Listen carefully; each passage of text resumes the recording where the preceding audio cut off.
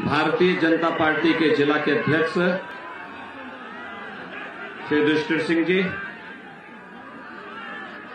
लोकप्रिय सांसद श्री रविकिशन शुक्ला जी,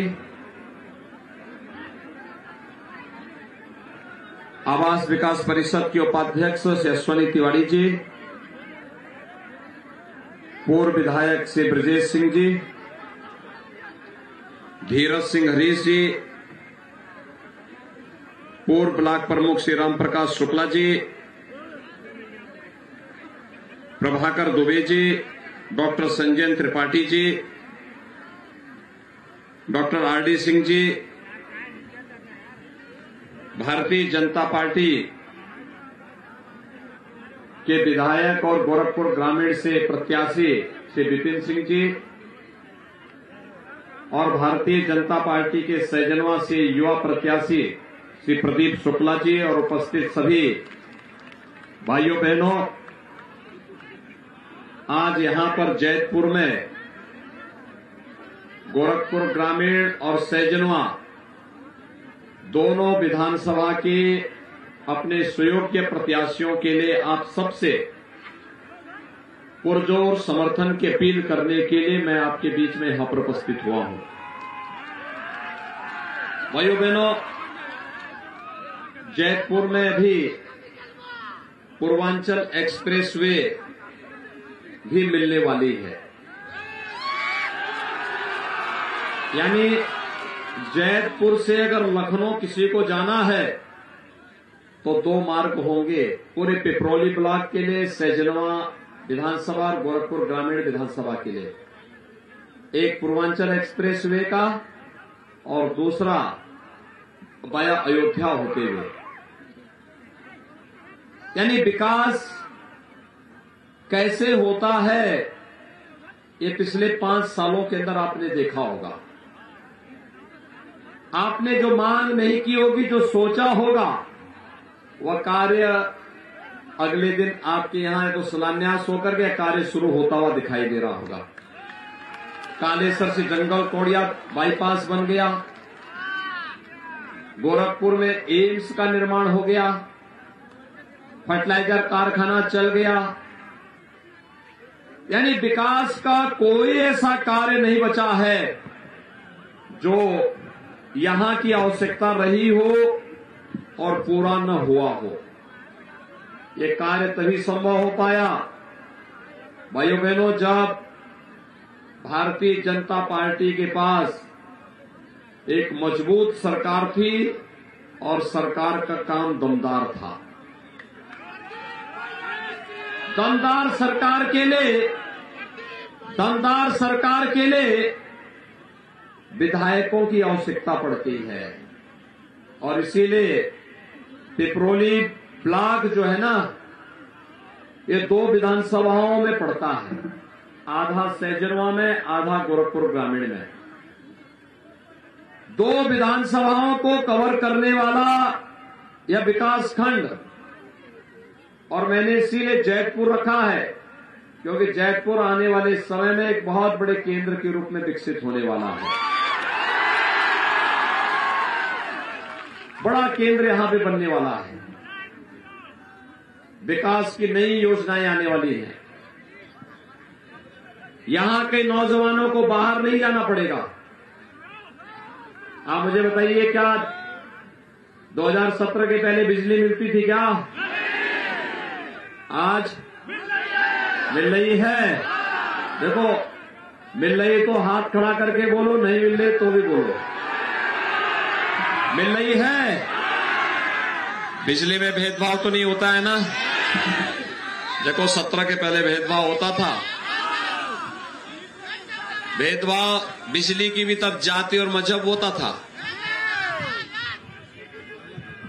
मुहर्रम और ईद होगी तो बिजली आएगी, होली और दीपावली में गायब हो जाएगी। यही होती थी ना? आज तो नहीं है ना? सबको बिजली, पर्याप्त बिजली है ना? आप सब मानते हैं ना? दूसरा कोरोना कालखंड। कोरोना में आपने देखा होगा प्रधानमंत्री मोदी जी के नेतृत्व में पूरे देश में कोरोना के खिलाफ लड़ाई कैसे लड़ी। एक एक जीवन को बचाने के लिए कार्य हुआ। फ्री में टेस्ट, फ्री में उपचार, फ्री में वैक्सीन। कितने लोगों ने वैक्सीन ले लिया है? ये वैक्सीन का पैसा तो नहीं लगा। अगर सपा बसपा की सरकार होती तो क्या होता? ये सब ब्लैक हो जाता। मानते हैं, सब ब्लैक हो जाता। और इसीलिए हम लोग आए हैं कि वैक्सीन लेने से कोरोना की तीसरी वेव समाप्त हो गई। आप मानते हैं ना? तीसरी वेव समाप्त। और इतनी भीड़ में मिली हम लोग आज ये कार्यक्रम कर दे रहे हैं। भाइयों बहनों, वैक्सीन फ्री और कोरोना कालखंड में महीने में 2 बार राशन भी फ्री। मिल रहा है कि नहीं मिल रहा राशन? राशन के साथ दाल, तेल और नमक भी है कि नहीं है? है ना? देखो, मैं यहां छोटे छोटे बच्चों को भी देख रहा हूं। याद करिए, 17 के पहले इन बच्चों के लिए स्कूल जाने के लिए गरीब बच्चों के पास वर्दी नहीं होती थी, जूता मोजा नहीं होता था, स्वेटर नहीं होती थी, कॉपी किताब नहीं होता था। आज तो हमने पैसा सीधे अभिभावक के खाते में देना प्रारंभ कर दिया। 2 यूनिफॉर्म के लिए, बैग के लिए, पुस्तकों के लिए, स्वेटर के लिए, जूता मोजा के लिए भी। यानी आप देख सकते हैं, सरकार हर एक गरीब की चिंता कर रही है। गरीबों के लिए मकान बन रहे हैं, गरीब के घर बिजली पहुंच रही है, हर गरीब को शौचालय दे दिया गया है, गरीब को फ्री में राशन दिया जा रहा है, बड़े बड़े इंफ्रास्ट्रक्चर डेवलपमेंट के कार्य भी हो रहे हैं। क्या ये काम पहले होते थे क्या? और अभी तो हमने शुरुआत की है। अभी तो भाइयों बहनों, 10 मार्च के बाद आज 5 चरण के चुनाव संपन्न हो गए हैं। 5 चरण के चुनाव का रुझान क्या है बताओ? सुनना चाहेंगे? भारतीय जनता पार्टी पूर्ण बहुमत से काफी आगे निकल गई है। अब हमें फिर एक बार 300 पार के लक्ष्य को प्राप्त करना है। और 300 पार के लक्ष्य के लिए गोरखपुर जनपद की 9 की 9 सीट चाहिए। सहजनवा भी, गोरखपुर ग्रामीण भी। सहमत हैं? सभी लोग सहमत हैं? भाइयों बहनों, अभी तो ये शुरुआत है। देखो, 10 मार्च के बाद जब सरकार बनेगी तो हर गरीब परिवार को फ्री में होली और दीपावली को रसोई का इसका सिलेंडर भी मिलेगा। 60 साल से ऊपर की महिलाओं को उत्तर प्रदेश परिवहन निगम की बस में फ्री में यात्रा की सुविधा देंगे। किसानों को, अन्नदाता किसानों को आने वाले 5 वर्ष में ऐसी व्यवस्था बनाएंगे कि ट्यूबवेल का उन पर कोई खर्चा नहीं आएगा। फ्री में ट्यूबवेल कनेक्शन। और भाइयों बहनों, बेटियों की शादी के लिए अब तक मुख्यमंत्री, जब मैं मुख्यमंत्री बना था मैंने शुरुआत की थी, 51,000 गरीब बेटियों की शादी के लिए हम लोग देते हैं अनुदान, कन्यादान के लिए। अब इस राशि को बढ़ाकर के 1 लाख रुपया करेंगे। 1 लाख। वृद्धजनों, विधवा महिलाओं और दिव्यांगजनों की पेंशन सपा बसपा ने रोक दी थी। हमने तय किया है, हमने इसको 12,000 रुपये सालाना किया है और अगले 5 साल में इसको बढ़ा के 18,000 रुपया सालाना करेंगे। बेटियों के लिए जो मेधावी बेटी होगी, कॉलेज में पढ़ेगी, अच्छे नंबर लेके आएगी, उसको फ्री में स्कूटी देंगे। हर स्नातक नौजवान को, वह बीए कर रहा हो, BSc, BCom, MSc, MCom, MA, BTech, MTech, BE, ME, pharmacy, nursing, polytechnic, ITI, engineering कुछ भी कर रहा है, और नौजवानों को वर्तमान में हम 1 करोड़ नौजवानों को टैबलेट, स्मार्टफोन दे रहे हैं। समाजवादी पार्टी ने शिकायत की है। शिकायत क्या की है? शिकायत की है कि चुनाव के दौरान नहीं वितरित होना चाहिए। हमने कहा हम तो 6 महीने पहले वितरण शुरू कर दिए। अब कोरोना आ गया तो इसमें हमारी गलती क्या है? ये तो जैसे जैसे प्रोडक्शन होगा वैसे तो वितरित होगा, लेकिन अगर तुम विरोध कर रहे हो तो मान के चलिए कि 10 मार्च के बाद हम 2 करोड़ नौजवानों को देंगे, और इसका जो खर्चा आएगा ऑनलाइन एजुकेशन का, ऑनलाइन एजुकेशन, ऑनलाइन एग्जामिनेशन और ऑनलाइन कंपटीशन की प्रिपरेशन के लिए, ये भी सब फ्री में देंगे, डिजिटल एक्सेस फ्री। मां बाप पर कोई खर्चा नहीं आएगा। यूपी का नौजवान भी स्मार्ट बनेगा। और भाइयों बहनों, यही नहीं, हर परिवार के एक नौजवान को, एक सदस्य को नौकरी, रोजगार अथवा स्वतः रोजगार के साथ जोड़ने का काम भी अगले 5 वर्ष के अंदर करेंगे। सपा के लोग बहुचक हैं, कह रहे पैसा कहां से आ रहा है। मैंने कहा देखो भाई, सरकार चलाने के लिए नियत साफ होनी चाहिए, मेहनत करनी पड़ती है, उस प्रकार की सूझबूझ चाहिए, उस प्रकार की नियत चाहिए। और भाइयों बहनों, जब मैंने उनको ये बताया, मैंने कहा देखो अब तो हमारे गोरखपुर में पूर्वांचल एक्सप्रेस का लिंक वे बन रहा है, अगली बार मेट्रो भी बनाएंगे, फर्टिलाइजर शुरू हो गया है, एम्स शुरू हो गया है, कोरोना नियंत्रण में है, इंसेफ्लाइटिस समाप्त हो गया है, गरीबों को राशन भी मिल रहा है। कहा समाजवादी पार्टी के नेता कहने लगे हमने भी काम किया। मैंने कहा कौन सा काम किया बताओ? काम ने भी किया। मैंने कहा यार कोई काम तो गिनाओ। कहा साहब देखिए, हम लोगों ने कब्रिस्तान की बाउंड्री वाल बनाई। क्या काम किया उन्होंने? कब्रिस्तान की बाउंड्री। भाइयों बहनों, उन लोगों से कहिए जब बाउंड्री कब्रिस्तान की बनाए हो, काम वहां किए हो, तो वोट भी वहीं से लो। और देखना, यहां तो विकास भी हुआ है, और गरीबों के राशन पर जिन लोगों ने डकैती डाली थी, विकास की योजनाओं को जो लूट खसोट का जरिया बनाते थे, जो लोग मेडिकल कॉलेज के निर्माण में, एम्स के निर्माण में बाधक थे, इन सभी लोगों पर हम लोगों ने अगर पूर्वांचल एक्सप्रेस वे के लिए बुलडोजर का इस्तेमाल किया तो उन लोगों के लिए भी किया है।